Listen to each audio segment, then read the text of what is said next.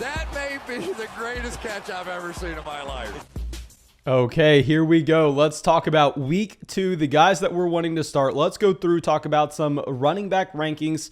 And we're not just going to do rankings, we're going to break it down by tiers as well, because of course, I'm not trying to sit here and say you 100% need to follow these. No, this is more so a tool for you to use as a guideline when you are making your start sit decisions. I really want y'all to be looking at it from a tier by tier standpoint compared to just the overall rankings, because if I have a running back in the second tier and he's my running back 4 and he is 2 spots ahead of the running back 6, but if they're in that same tier, they're neck and neck. So if you prefer the player that's ranked lower, just go with that guy because they're in the same tier. They're about the same this week. Of course, we're going to talk about the positives, the negatives of each player. But before we do, make sure you subscribe to the channel. I mean, we are skyrocketing, about to pass 40,000 subscribers, and to make sure you drop a like on the video. This is something I don't even really say anymore, because if you look at the amount of likes that y'all are leaving, it is literally absurd. Thank you so much, everyone, for smashing that like button. And of course, leave any comments that you have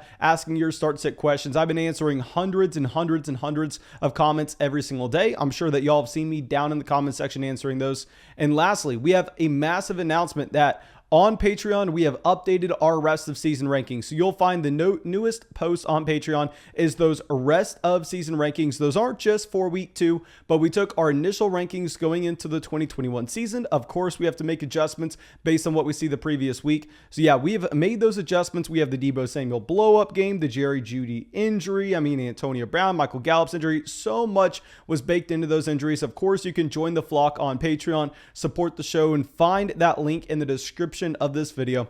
But yeah, that should be it. Let's go through and let's start it off with a running back that has a tough matchup, but it doesn't matter. It literally does not matter. He is 100% the running back 1 every single week. Christian McCaffrey. And this is what we talked about coming into the season. We're not going to spend much time on CMC. Trust me, I understand that New Orleans does not look like a nice matchup. I mean, based on how they shut down that Green Bay Packers offense, based on the fact that Aaron Jones was really held to nothing this past week, CMC is not going to be in his own tier. Usually we'll have Christian McCaffrey and then drop it down a tier automatically, but it's going to be a very tough matchup. But frankly, it does not matter. With CMC this past week, he didn't even have a good game for him. I mean, usually with Christian McCaffrey, you're kind of hoping that you maybe get a touchdown. You're hoping that he goes over 100 rushing yards. Well, CMC didn't do either. I mean, it was a down performance by him, but Thomas will pull up the game log real quick. Thomas will show you exactly what happened. And it didn't matter how the bad game affects Christian McCaffrey, because in a PPR format, when CMC is going to automatically be banked in for 8 receptions, 90 receiving yards, that is such a strong baseline that gives him a floor that no other running back can come close to. And obviously, if he sees some positive touchdown regression based on the volume that he should have, that will happen. This is why we said CMC was a tier above every other player in fantasy drafts this year. You just see that his floor, even in a week where he doesn't come close to scoring a touchdown, is so much higher than anybody else that you're going to find. Now, let's stay in that same game. Let's go with our running back 2 for the week. And this is going to be Alvin Kamara. So yes, Alvin Kamara didn't drop a monstrous game last week against the Green Bay Packers. Still very impressive, but at the end of the day, that game was just so hard to take anything of value from, given the fact that New Orleans just jumped out to a massive lead and never let off of it. There's no reason for Sean Payton to feel like they have to continue to force feed Alvin Kamara the ball, someone they want to stay healthy for their playoff stretch in a game that's just a flat out blowout. Now, I will say that yes, the Panthers are going to be a worse team than the Green Bay Packers, but it'll be a closer game. I mean, that's just how football works. And you could have a larger role for Alvin Kamara, very similar to Christian McCaffrey. His usage in the receiving game is going to make him a very appealing, and the matchup's even better for Alvin Kamara than Christian McCaffrey. So they're going to be in the same tier.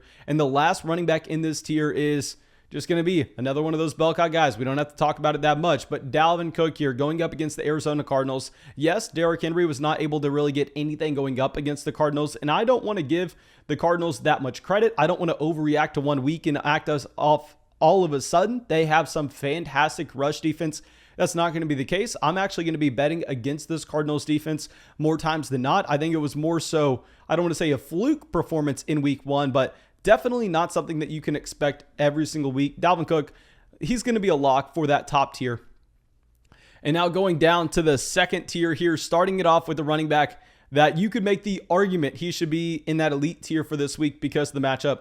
Let's go with Nick Chubb going up against Houston. And I know Houston coming off of a very impressive win against Jacksonville, as well as, you have the Cleveland Browns losing on the road against the Kansas City Chiefs. But still, we have to understand the context which these games were played in. The Houston Texans are still an atrocious team. They proved very little by beating a rookie quarterback, rookie head coach in their first game in the NFL. Whereas I think, on the other hand, Cleveland Browns had way more of an impressive performance to actually be leading the majority of the game against Patrick Mahomes and the Kansas City Chiefs.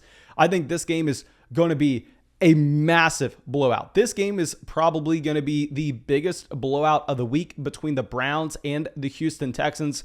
Nick Chubb, you can easily see that they're going to be leaning on this rushing game down the stretch at the end, just like we said that we wanted to be starting the Raheem Mostert at the time, starting running back for the San Francisco 49ers last week, because he was going to be playing in that blowout against the Detroit Lions, and there were going to be a ton of carries and a good shot for some rushing touchdowns. And that ended up being Elijah Mitchell because of the injury. But regardless, the same sentiment holds true here, just with a much more talented running back. Lock in Nick Chubb as your running back 4. And given the matchup against Houston, you could honestly maybe even argue for him to be a little higher. Now our next running back at 5 just is coming off of an atrocious week where, if you played him, you most likely lost your matchup. It does not matter. Aaron Jones coming in here at 5. Aaron Jones is going up against Detroit. This is a defense that we are attacking every single week this season. This is by far and away the easiest spot to see a Green Bay Packers massive bounce back, going and having to play the New Orleans Saints, a very well-coached team, a team that we know is going to have a good defense this season, versus a team that is just not a quality football team. I think that you're going to have Detroit get blown out of the water in this game. Aaron Jones is going to be on a bounce back track. And if you want to go and buy any of these Green Bay Packers, you're going to have to do it before this week, because Aaron Jones, Devontae Adams, Aaron Rodgers, they're going to blow up against the Detroit Lions. And lastly, another running back that disappointed you this past week. You're seeing a trend here. We are not overreacting to 1 week of data. I think that what we really want to be looking at is our prior evaluation coming into the season. Yes, we have to make small adjustments here or there. But Austin Ekeler, week 6, of course, we're going to want to monitor the injury report leading up to this game. But Austin Ekeler, we knew that he had a very tough matchup against possibly one of the best defenses in the NFL in week 1 against the Washington football team. Now going up against the Dallas Cowboys, this is a spot where you're going to see a shootout. And what's great about Austin Ekeler in a shootout is, while I know he didn't get heavily utilized in the receiving game last week, that's just a fluke. We've actually had some questions out in the live streams asking about Austin Ekeler and why he wasn't used that way. It's because it was 1 week. Austin Ekeler was dealing with that injury. We know football is very random and very volatile on a week-to-week standpoint, so don't be overreacting based on 1 week. We know Austin Ekeler is going to get a ton of usage in the receiving game, which is why he is going to be the last player in this tier. Before we go down to our running back 7, another guy with a very bad week last week, but in the worst matchup possible against the Tampa Bay Buccaneers. We're going to go with Ezekiel Elliott as our running back 7, going up against the Los Angeles Chargers. Not a great matchup here for Ezekiel Elliott either, but I think this is a clear get right spot for Ezekiel Elliott, in that we already covered it in our buy low video and why Ezekiel Elliott is such a good trade target. Keep in mind, I wasn't even drafting Zeke coming into the season. In that range, in the middle of the first, we were going Devontae Adams. We were going Travis Kelce. We were avoiding the running backs like Ezekiel Elliott and Derrick Henry for a multitude of reasons. Everybody knows that by now. But here was Zeke. At the end of the day, this is a running back that we know is going to be the 3-down player on the Dallas Cowboys. This should be an offense that puts up a ridiculous amount of points. And I think this game is going to be more competitive in that the Dallas Cowboys may actually hold the lead this game. We know that the Dallas Cowboys really were never in a position where they could run the ball last week against the best run defense in the NFL.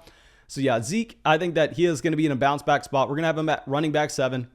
And running back 8, Another guy that disappointed. I mean, I feel bad for everybody that was drafting those running backs in the middle of the first round, at least based on what we had from week 1. But let's go Derrick Henry here. Derrick Henry, did not like him coming into the season based on a multitude of reasons that we don't need to talk about now. But still, I mean, going up against Seattle, this is a spot that both Jonathan Taylor and Nyheim Hines were heavily utilized last week, both in the receiving game as well as with the amount of carries that they had. Now, of course, we have to worry about a couple things here. We have to worry about the fact that this Tennessee Titans defense looked horrendous. Going up against Seattle, we know that Russell Wilson can put up points at will, and if that's going to be the case, maybe the game flow is one where Derrick Henry is not putting up a ridiculous amount of points with his workload. However, I think that you're going to see this as a bounce back spot for the Tennessee Titans offense. Of course, this was their first week without Arthur Smith as their offensive coordinator. At the same time, I mean, they do have Julio Jones coming in. Maybe they're still trying to figure out how to work Julio Jones into that offense. Hopefully this is better. Hopefully we get a better performance from the offensive line. I kind of want to go with the running back that, we are drafting everywhere coming into the season. I kind of want to go with Joe Mixon, who we're going to have as our running back 9. I just feel like for us to, after 1 week, swap Ezekiel Elliott, Derrick Henry with Joe Mixon, even though you know how much we love Mixon this season, it would just be way too much of an overreaction. But we got exactly what we wanted from Joe Mixon. We got that bell cow usage where he actually was picking up the receptions in his offense as well with no Giovanni Bernard there. That's exactly what was expected. I'm going to expect that this Cincinnati Bengals team continues to improve when Jamar Chase takes that next leap up into becoming one of those generational type wide receivers, as well as this offensive line that is very young that should continue to improve as the season progresses.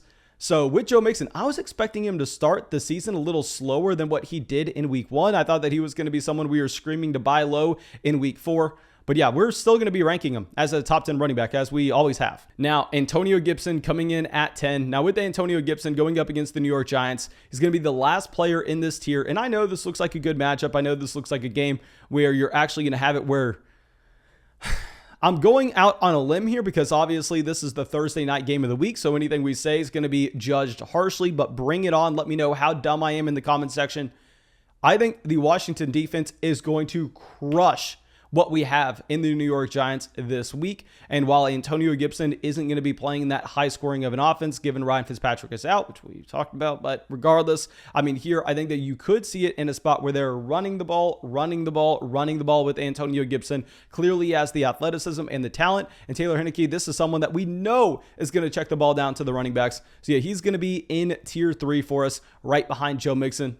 And starting off tier 4, let's go and let's talk about some players that I wasn't a massive fan of coming into the season, starting off with Najee Harris. And with Harris here going up against the Raiders, I know that Baltimore came out and they ran the ball effectively, but it's a completely different story. Baltimore's offensive line is significantly better to go along with this. We know that Lamar Jackson changes the way defensive coordinators kind of have to scheme for the run against the Ravens. So yes, Harris is a significantly better running back than any player that you have on the Baltimore Ravens. However, the offensive line for Pittsburgh, the entire reason that we are concerned about Najee Harris coming into the season, is still very much a concern. You do get him utilized in the receiving game in week 1, which is exciting. Now, Najee Harris, I'm not necessarily just pushing the panic button just yet. That's why we're still going to have him as a running back 1. I still have him as a top 12 option this week. But I think that it's going to be hard to put him up in that same tier with Zeke, Derrick Henry, Joe Mixon, and Antonio Gibson. Instead, we're going to have him down here in tier 4 against what looked to be, I don't want to say a good Raiders defense, but at least a Raiders defense that had upside that could get to the quarterback, and maybe a tough day if Ben Roethlisberger can't be protected here.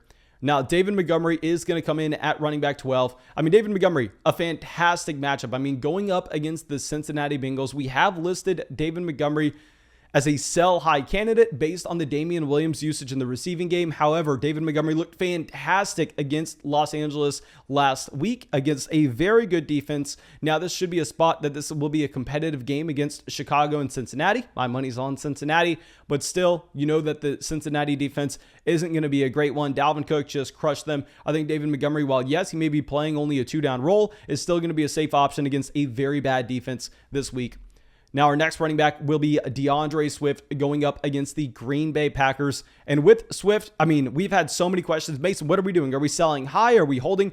hold DeAndre Swift. This will be a player that will continue to expand his role in his offense. This will be someone that just makes sure that Jamal Williams has to come more and more off the field. Now, no, he's never going to turn into Derrick Henry, Ezekiel Elliott with the type of workload that he may see, but instead he's going to be like Aaron Jones, Alvin Kamara, Travis Etienne. We've all talked about these 4 running backs in the NFL. These are the new age running backs, the guys that get all the high value touches out of their offense, even if it's not all the touches in general. They're the players that are going to be getting the targets. They're going to be getting the usage in the red zone, and that's what you want in fantasy football. DeAndre Swift was working his way back from an injury last week. I called him a do not start running back. I said you had to bench DeAndre Swift, and I stand by that call that we had a week ago. It didn't work out, but now I think you can confidently rank DeAndre Swift as a low-end running back 1, high-end running back 2. And let's actually throw Jonathan Taylor, who's going to have a very tough matchup against the Los Angeles Rams. Let's throw him directly behind DeAndre Swift this week at running back 13,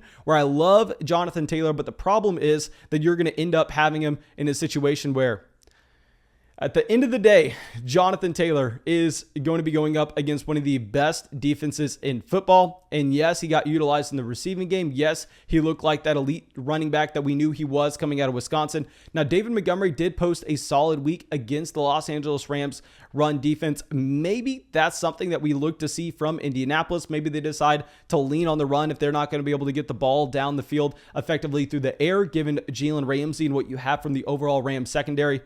So yeah, let me know what y'all are thinking here. Jonathan Taylor, definitely a very hard player to rank. We're going to have him directly behind DeAndre Swift. Now our next guy will be Chris Carson at running back 13. Chris Carson going up against Tennessee, where this Tennessee defense obviously did not look fantastic this past week.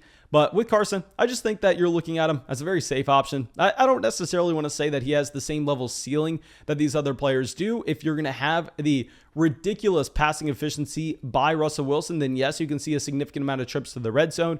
Carson, there's not much to talk about. We all know who Chris Carson is at this point. I mean, Chris Carson has been the same player over the past 3-4 years. I mean, pretty much since 2018. So yeah, I mean, there's nothing to talk about with Chris Carson. Clyde Edwards-Helaire at 15 going up against the Baltimore Ravens. CEH, buy him low right now. Now, this will be another tough matchup for the Kansas City Chiefs in that, yes, maybe they are having to lean on the pass just slightly more, but I think Clyde Edwards-Helaire, based on all the arguments we laid out in our buy low video, and given the fact that he had like 14 carries and the next best running back on that team only had 1 this past week, given the fact that with Clyde Edwards-Helaire here, he's going to be playing in way more games that the Kansas City Chiefs are leading throughout the entire game where they can lean on the run. Patrick Mahomes isn't going to be vulturing away the touchdowns at the goal line from him every single week. So yeah, we're going to go Clyde Edwards-Helaire as the last running back in this tier. And so now we're going down to running back 16. Drop it down another tier, Thomas. Let's go over to Damien Harris.